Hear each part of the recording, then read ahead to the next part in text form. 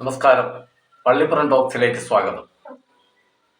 കേരളത്തിൻ്റെയും ഒപ്പം ഭാരതത്തിൻ്റെയും വികസന സ്വപ്നങ്ങൾക്ക് സാക്ഷാത്കാരത്തിൻ്റെ കുങ്കുമതിലകമണിയിച്ചുകൊണ്ട് വിഴിഞ്ഞത്ത് ആദ്യത്തെ കപ്പലെടുത്തു. മലയാളികളുടെ മനസ്സുകളിൽ അഭിമാനത്തിൻ്റെ തിരമാലകൾ ഉയരുമ്പോൾ നമ്മുടെ വാർത്താമാധ്യമങ്ങളിലൂടെ വിവാദങ്ങളുടെ കൊടുങ്കാറ്റും മൂളാൻ തുടങ്ങി. ആർക്കാണ് ഈ പദ്ധതിയുടെ പിതൃത്വം? ഞങ്ങളുടെ ഗ്രാമപ്രദേശങ്ങളിൽ പണ്ട് പറഞ്ഞു വരുന്ന ഒരു പഴങ്കഥയുണ്ട്. പഴയ ഒരു കൂട്ടുകുടുംബത്തിലെ ഗൃഹനായികയായ വീട്ടമ്മ ഒരു കൊയ്ത്തരിവാളുമായി ആ വീടിന്റെ മുറ്റത്തിറങ്ങിയിട്ട് അവർ വിളിച്ചു, നാത്തൂനെ ചക്കയിടാൻ വാ. നാത്തൂന്റെ മറുപടി ഇതായിരുന്നു, എങ്ങനെ വരാനാണ് നാത്തൂനെ, എനിക്കൊരു കുഞ്ഞുണ്ട്. ആ വീട്ടമ്മ തനിയെ പോയി ചക്ക ഇട്ടുകൊണ്ടുവന്നു. വീണ്ടും അവർ വിളിച്ചു, നാത്തൂനെ ചക്ക പൊളിക്കാൻ വാ. അപ്പോഴും മറുപടി ഇത് തന്നെയായിരുന്നു, എങ്ങനെ വരാനായിരുന്നു നാത്തൂനെ, എനിക്കൊരു കുഞ്ഞുണ്ട്. അവർ തനിയെ ആ ചക്ക പൊളിച്ചെടുത്തു. വീണ്ടും വിളിച്ചു, നാത്തൂനെ ചക്ക പുഴുങ്ങാൻ വാ.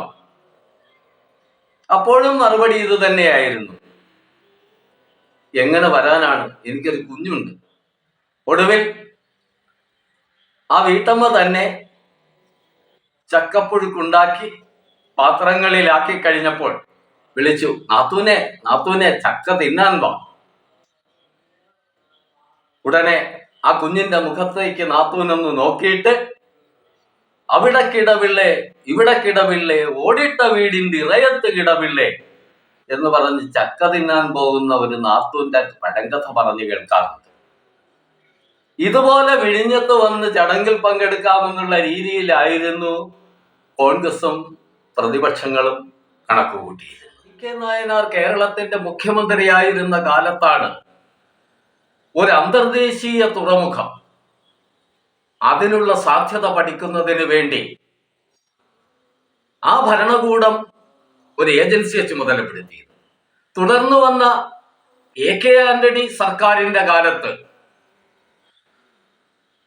യാതൊന്നും നടന്നില്ല. അതിനുശേഷം വന്ന സഖാവ് VS അച്യുതാനന്ദന്റെ മന്ത്രിസഭയുടെ കാലത്ത് റോഡ് മാർഗങ്ങൾ ഉറപ്പുവരുത്തുകയും സ്ഥലമെടുപ്പ് ഉൾപ്പെടെയുള്ള അടിസ്ഥാന സൗകര്യങ്ങൾ, തുറമുഖത്തിന്റെ നിർമ്മാണത്തിന് ആവശ്യമായ അടിസ്ഥാന സൗകര്യങ്ങൾ ഒരുക്കുന്നതിലൂടെ ഏതാണ്ട് പദ്ധതിയുടെ ആദ്യത്തെ ഘട്ടം പൂർത്തിയാക്കി. ടെൻഡർ നടപടികൾ ആരംഭിക്കുന്നതിനുള്ള എല്ലാ അരങ്ങും ഒരുക്കി കഴിഞ്ഞാണ് ആ ഭരണകൂടത്തിന്റെ കാലാവധി കഴിയുന്നത്. തുടർന്ന് വന്ന ഉമ്മൻചാണ്ടി സർക്കാരിന്റെ കാലത്താണ് കരാർ ഒപ്പിടുന്നതും കല്ലിടുന്നതും. പക്ഷേ ആ ഭരണകൂടത്തിന്റെ കാലത്ത് യാതൊന്നും നടന്നില്ല. കരാർ ഒപ്പിടലും കല്ലിടലും മാത്രം നടന്നു.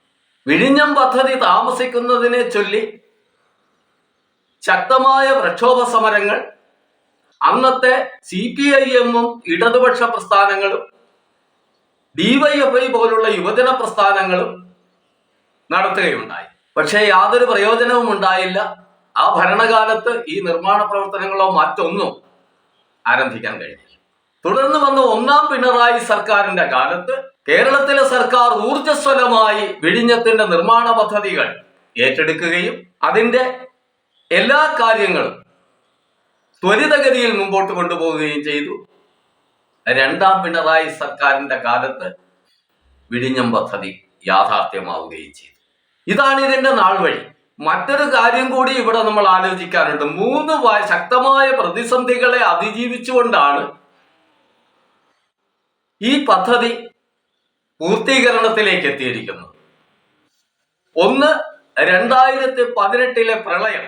ആർത്തിരമ്പി വന്ന മലവെള്ളപ്പാച്ചിൽ, കിഴക്കൻ മലമടക്കുകളിൽ നിന്ന് ഇരമ്പി ആർത്തെത്തിയ മലവെള്ളപ്പാച്ചിൽ ഒരു പുരുഷായുസ് കൊണ്ട് കെട്ടിപ്പൊക്കിയ ഇടനാട്ടിലെയും തീരഭൂമിയിലെയും എല്ലാം വീടുകളുടെ വാതിലുകളും വാതായനങ്ങളും തകർത്തുകൊണ്ട് ആർത്തല ചൊഴുകി വന്നപ്പോൾ അതുമൂലമുണ്ടായ ദുരിതങ്ങൾ, മരണങ്ങൾ, രക്ഷാപ്രവർത്തനങ്ങൾ, ദുരന്ത നിവാരണ പ്രവർത്തനങ്ങൾ, ഇതിലെല്ലാം സംസ്ഥാനത്തിന് കനത്ത തോതിൽ പണം ചിലവിടേണ്ടി വന്നു. അതിലെല്ലാം ശ്രദ്ധയൂന്നേണ്ടി വന്നു. മാനവരാശിയുടെ നിലനിൽപ്പിന് തന്നെ ഭീഷണിയായി തീർന്ന കോവിഡ് മഹാമാരി മൂലമുണ്ടായ ദുരിതങ്ങൾ, അതുമായി ബന്ധപ്പെട്ട രക്ഷാപ്രവർത്തനങ്ങൾ, ഇതൊക്കെയായിരുന്നു രണ്ടാമത് കേരളം നേരിട്ട പ്രതിസന്ധി. ഇനി മൂന്നാമത്തെ പ്രതിസന്ധി എന്ന് പറയുന്നത്, ആ പ്രതിസന്ധി ഉണ്ടാക്കിയവരാണ് ഇപ്പോഴത്തെ വിവാദ നായകന്മാർ.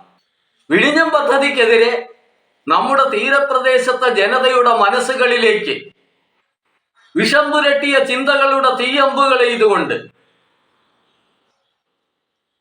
അവരെ അക്രമാസക്തമായ സമരങ്ങളിലേക്ക് നയിച്ചുകൊണ്ട് ഇവർ ആ തീരപ്രദേശത്ത് നടത്തിയ തിരുവാതിര കളിക്ക് കയ്യും കണക്കുമില്ല. ഇവിടുത്തെ ഓരോ മലയാളിക്കും കൃത്യമായി അറിയാവുന്ന സംഭവങ്ങളാണ്. ഇന്ന് പല മാധ്യമങ്ങളും അതേ ചൊല്ലി നിശബ്ദത പാലിക്കുന്നുണ്ടെങ്കിലും അക്കാലത്ത് നമ്മുടെ മുഖ്യധാരാ മാധ്യമങ്ങളിൽ ചിലരെല്ലാം ആ അള്ളുവയ്പിന്റെയും കുതികാൽ വെട്ടിന്റെയും കുത്തിത്തിരിപ്പുകളുടെയും വിത്തും വേരും തേടി ഒടുവിൽ ചെന്നെത്തിയത് കോൺഗ്രസിന്റെയും പ്രതിപക്ഷ കക്ഷികളുടെയും കൂടാരങ്ങളിലായിരുന്നു. എന്നാൽ വിഴിഞ്ഞം പദ്ധതി ഈ പ്രതിസന്ധികളെ എല്ലാം അതിജീവിച്ചുകൊണ്ട് പിണറായി സർക്കാരിന്റെ കൃത്യമായ നിശ്ചയദാർഢ്യത്തോടുകൂടിയുള്ള പ്രവർത്തനങ്ങളുടെ ഫലമായി വിജയത്തിലേക്ക് വിജയതീരമണയുന്ന സന്ദർഭത്തിൽ നമ്മുടെ നാട്ടിൻപുറത്ത് പണ്ട് കേട്ടിരുന്ന ഒരു തമാശ പോലെ ഒരു പുതിയ വിവാദമുണ്ടാകുന്നു. വിഴിഞ്ഞം പദ്ധതിയുടെ പിതൃത്വം യഥാർത്ഥത്തിൽ ഉമ്മൻചാണ്ടിക്കാണ്, കോൺഗ്രസിനാണ്, UDF-നാണ്. ഇത്തരം പ്രചാരവേലകളാണ് ഒരു വശത്ത് നടക്കുന്നത്. എന്താണ് ആ നാട്ടിൻപുറത്ത് തമാശ? പണ്ട് സായിപ്പ് ഡാൻസ് കാണാൻ വന്നിട്ട് ഡാൻസ് എല്ലാം കണ്ടിട്ട് പോകാൻ നേരത്ത് കർട്ടൻ പൊക്കിയവനെ വിളിച്ചൊരു സമ്മാനം കൊടുത്തിട്ട് പോയി എന്ന് പറയാം. കാരണം സായിപ്പ് വിചാരിച്ചത് അയാൾ ഈ കർട്ടൻ പൊക്കി കാണിച്ചിട്ടാണല്ലോ ഇവരെല്ലാവരും ഈ ഡാൻസ് കണ്ടത് എന്ന് പറഞ്ഞതുപോലെ കർട്ടൻ പൊക്കിയവർക്ക് സമ്മാനം കൊടുക്കണമെന്നുള്ള വാശിയിലാണ് UDF-ന്റെ പ്രചാരണ പ്രവർത്തനങ്ങളും കോൺഗ്രസിന്റെ പ്രചാരവേലകളും നടന്നത്.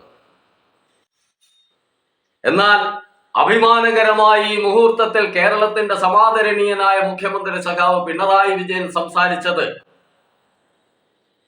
ഞാൻ നേടിയെന്നോ LDF നേടിയെന്നോ CPIM നേടിയെന്നോ ഞങ്ങൾ നേടിയെന്നോ ഒന്നുമല്ലായിരുന്നു, മറിച്ച് നമ്മൾ അത് നേടിയെന്നായിരുന്നു. ഇന്ന് ഈ വിവാദം ഉണ്ടാക്കുന്നവർ കേരളത്തിൽ എന്ത് നല്ലത് കൊണ്ടുവന്നാലും, കേരളത്തിന്റെ സമഗ്ര വികസനത്തിന് വേണ്ടി ഇടതുപക്ഷം എന്ത് പദ്ധതികൾ കൊണ്ടുവന്നാലും അതിവിടെ നടപ്പാകരുതെന്ന് പറഞ്ഞ് ആദ്യം മുതലേ വാശി പിടിക്കുന്ന കൂട്ടത്തിലായിരുന്നു.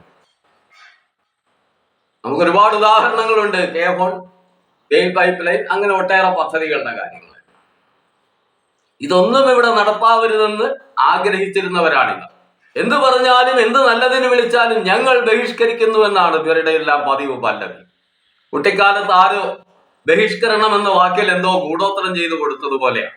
നമ്മളത് നേടി എന്ന് സഖാവ് പിണറായി വിജയൻ ആ ചടങ്ങിൽ സംസാരിക്കുമ്പോൾ കാസർഗോഡ് മുതൽ കളിക്കവിള വരെയുള്ള മലയാളികൾ അവരുടെ മനസ്സുകൾ അഭിമാനത്തിന്റെ എവറസ്റ്റ് കൊടുമുടി കയറുകയായി. ഇനി മറ്റൊന്ന് ഈ കൂട്ടത്തിലൊന്ന് സൂചിപ്പിച്ചോട്ടെ, ഇവിടുത്തെ മുഖ്യധാരാ മാധ്യമങ്ങളിൽ ചിലത് പണ്ട് കടൽ കൊള്ള എന്ന് ആക്ഷേപിച്ചവരാണ് ഇപ്പോൾ ഇത് ചെയ്യുന്നത് എന്നായിരുന്നു അവർക്കുള്ള പരാതി. ഉമ്മൻചാണ്ടി സർക്കാരിന്റെ കാലത്തുണ്ടായ കരാറിൽ നമ്മുടെ സംസ്ഥാനത്തിന്റെ താല്പര്യങ്ങൾ ഹനിക്കത്തക്ക ചില വ്യവസ്ഥകൾ ഉണ്ടെന്ന് മനസ്സിലാക്കിക്കൊണ്ട് അതിനെതിരെയായിരുന്നു അന്നത്തെ ഇടതുപക്ഷ പ്രസ്ഥാനങ്ങളും CPIM-ഉം എല്ലാം ശക്തമായ എതിർപ്പ് ഉയർത്തിയത്.